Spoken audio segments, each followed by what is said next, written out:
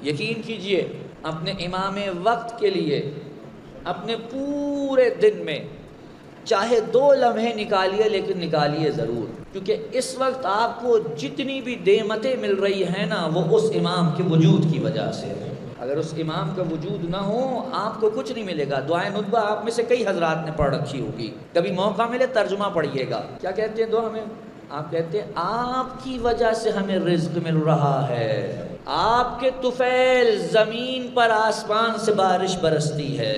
یہ امام ہیں جو واسطہ فیض ہیں خالق اور مخلوق کے درمیان۔ ہر شیعہ کی توجہ چاہتا ہوں، ہر شیعہ کی یہ خواہش ہونی چاہیے کہ جلد از جلد میرے امام کی حکومت برپا ہو، اور اگر اس کی یہ خواہش نہیں ہے تو اپنے اوپر نظر ثانی کرے کہ کیا چاہتے ہو تم، کس امام کے نام لیواؤ۔ خدا نہ خواستہ نعوذ باللہ کہیں میں امام کو بس اس لیے مانتا ہوں کہ ان کے سامنے اپنی حاجات رکھتا رہوں اور وہ مجھے میری حاجات دیتے رہیں۔ کبھی یہ بھی سوچئے کہ امام مجھ سے کیا تقاضا رکھتا ہے۔ درست ہے امام ابھی اس وقت حالت غیبت میں، اور غیبت کا مفہوم یہ نہیں ہے جو ہم نے سمجھ لیا ہے۔ توجہ فرمائیں حضرات، ہم غیبت کا مطلب یہ سمجھتے ہیں کہ امام غائب ہے، جبکہ غیبت کا مطلب یہ نہیں ہے کہ امام غائب ہے۔ غیبت کا مطلب یہ امام موجود ہے، ہم غائب ہیں۔ شاید بات پھر بھی نہیں پہنچا پایا۔ حضور امام آئیں گے کب؟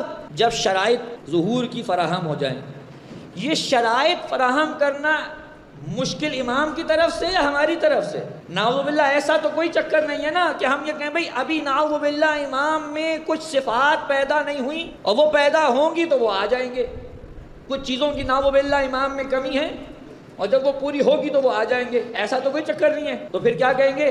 ابھی ہم میں کمیاں ہیں، وہ پوری ہوں گی تو امام آ جائیں گے۔ اس کا مطلب یہ امام غیبت میں نہیں ہے، غیبت میں ہم ہیں۔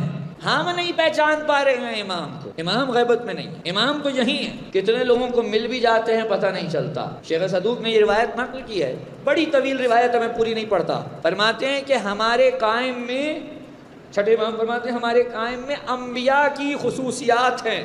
دیگر انبیاء کا جہاں تذکرہ کیا وہاں کہا ہمارے قائم میں حضرت یوسف کی بھی ایک خصوصیت ہے۔ کیا خصوصیت ہے یوسف کی؟ ہیں جی اگر کوئی بولے ہیں، ہاں مجھے بھی یہی معلوم تھا کہ آپ حسن نہیں بولیں گے جناب، وہ یوسف کنعان ہے، یہ یوسف زہرا۔ حسن کی بات نہیں ہو رہی ہے، توجہ چاہوں گا۔ فرمایا یوسف کی یہ خصوصیت اور خاصیت ہوگی ہمارے قائم میں کہ یوسف جب تک کسی کو اپنا تعارف نہیں کراتے تھے، سامنے بھی ہوتے تھے پہچانے نہیں جاتے تھے۔ حضرت یوسف کے بھائی جو ساتھ رہے وہ آئے حضرت یوسف کے سامنے بیٹھے، گندم لی، چلے گئے، پھر آئے، پھر چلے گئے، لیکن جب تک حضرت یوسف نے خود اپنا تعارف نہیں کرایا وہ پہچان نہیں سکے کہ یہ یوسف ہے۔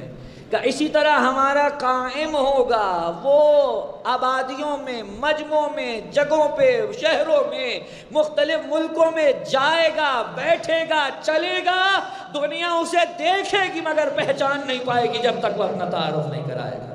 غیبت میں امام نہیں ہے، غیبت میں ہم ہیں۔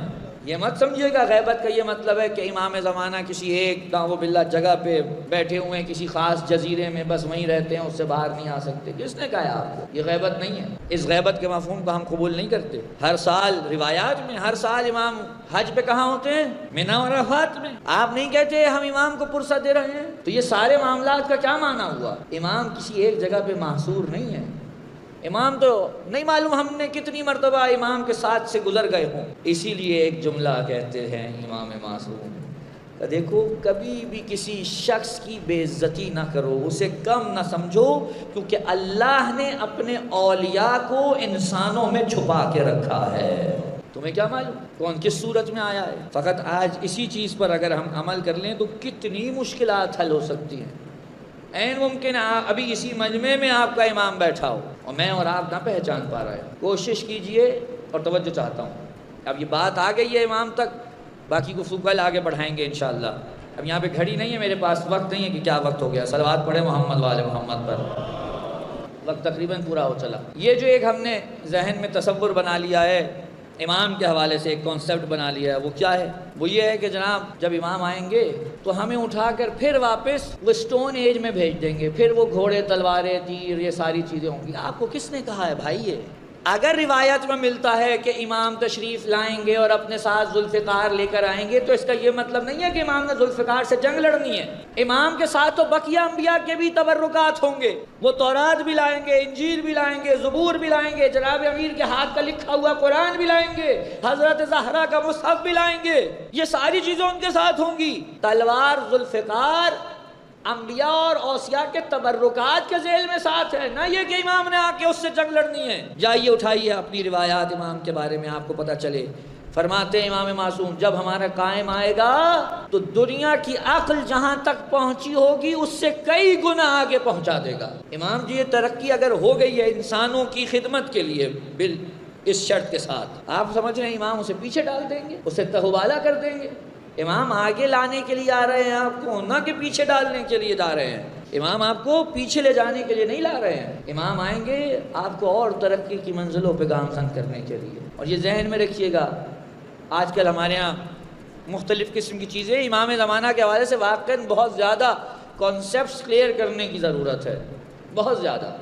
ہمارے بچے سمجھ رہے ہیں جی امام زمانہ کا سپاہی بس وہی بن سکتا ہے جس کے سر پہ امامہ ہو، جس کے دوش پہ ابا قبا ہو۔ آپ کو یہ کس نے کہا؟ امام کو ہر جگہ کے لیے بندہ چاہیے، امام کو ہر جگہ اپنا کوئی نہ کوئی سپاہی چاہیے۔ آپ تصور کیجئے 2 لمحے کے لیے، چھوڑ دیجئے ساری دنیا کو، پاکستان کو لے لے جو اس وقت اس کے حالات ہیں، کیوں بگڑ رہے ہیں اس کے حالات؟ بولیے نا، وقت نہیں ہے، جلدی جلدی بولیے۔ پاکستان کے حالات کیوں بگڑ رہے ہیں؟ کیونکہ انتظامی امور ان افراد کے ہاتھ میں ہیں جو اہلیت نہیں رکھتے۔ کسی بھی حکومت کے چلنے بگڑنے کا سارا دار انتظامی امور کا اہل یا نااہل کے ہاتھ میں ہونا ہے۔ اب اگر ایک ملک کی بات ہے تو آپ کہہ رہے ہیں امام زمانہ آ کر پوری دنیا پر حکومت کریں گے۔ آپ کو لگتا ہے امام آ کر معجزے سے حکومت کریں گے، معجزے دکھائیں گے؟ وہ معجزے دکھانے ہیں تو آج آ جائے، معجزہ دکھانے میں انہیں کیا کمی ہے؟ آج معجزہ دکھائیں، سب کچھ ٹھیک ہو جائے، سب کچھ اپنی جگہ پر آ جائے، لیکن نہیں دکھا رہے۔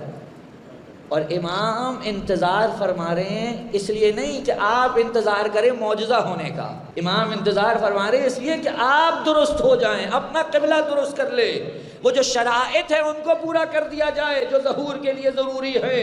اب اس کے بعد جب امام آ جائیں گے اور معجزے نہیں دکھانے امام نے آ کر، تو اتنی بڑی حکومت چلانے کے لیے امام کو انتظامی امور کے لیے بندے چاہیے یا نہیں چاہیے؟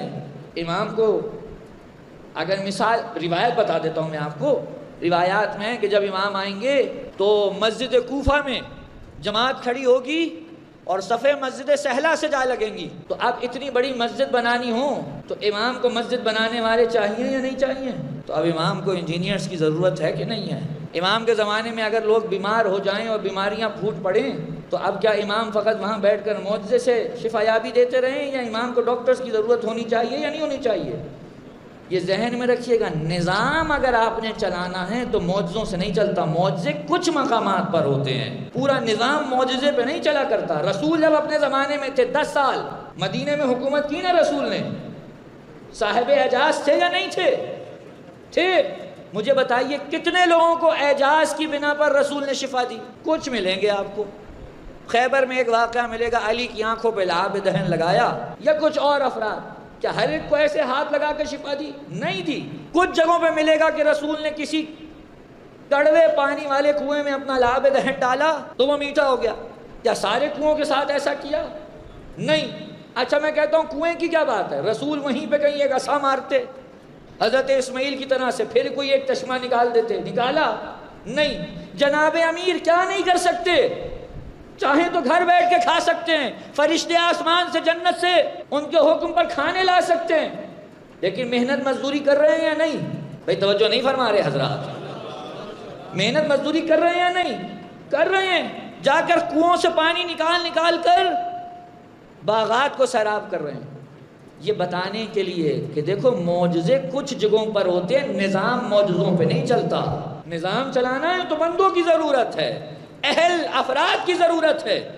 اب آپ میں سے جو جہاں موجود ہے اور جس فن اور جس فیلڈ میں بھی مہارت رکھتا ہے، یقین کر لیجئے اسی جگہ پر رہتے ہوئے امام کا سپاہی بن سکتا ہے۔ استاد ہے تو اس عنوان سے، ڈاکٹر ہے تو اس عنوان سے، مولوی ہے تو اس عنوان سے۔